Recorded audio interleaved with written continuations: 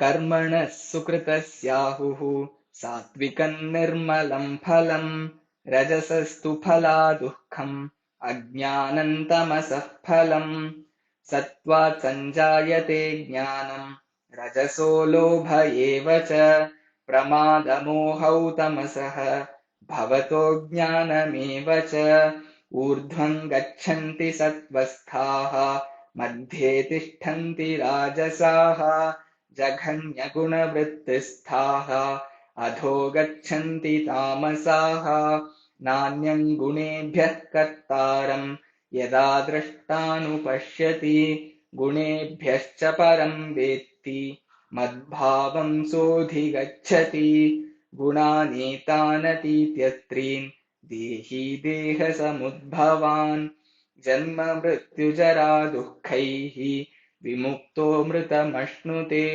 अर्जुन उवाच कैर्लिङ्गैस्त्रीन् गुणानेतान् अतीतो भवति प्रभो किमाचारः कथं चैतान् त्रीन् गुणानतिवर्तते। श्रीभगवानुवाच प्रकाशम् च प्रवृत्तिम् च मोहमेव च पाण्डव न द्वेष्टि सम्प्रवृत्तानि न निवृत्तानि काङ्क्षति उदासीनवदासीनः गुणैर्यो न विचाल्यते गुणा वर्तन्त इत्येव योऽवतिष्ठति नेङ्गते समदुःखसुखस्वस्थः समलोष्टाश्मकाञ्चनः तुल्यप्रिया प्रियो धीरः तुल्यो निन्दात्मसंस्तुतिः मानापमानयोस्तुल्यः तुल्यो मित्रारिपक्षयोः सर्वारम्भपरित्यागी गुणातीतः स उच्यते। मां च यो व्यभिचारेण भक्तियोगेन सेवते सगुणान् समतीत्यैतान् ब्रह्म भूयाय कल्पते। ब्रह्मणो हि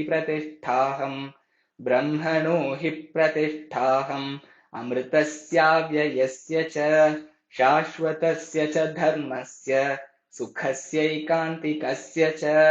ॐ तत्सत् इति श्रीमद्भगवद्गीतासु उपनिषत्सु ब्रह्मविद्यायाम् योगशास्त्रे श्रीकृष्णार्जुनसंवादे गुणत्रयविभागयोगो नाम 14.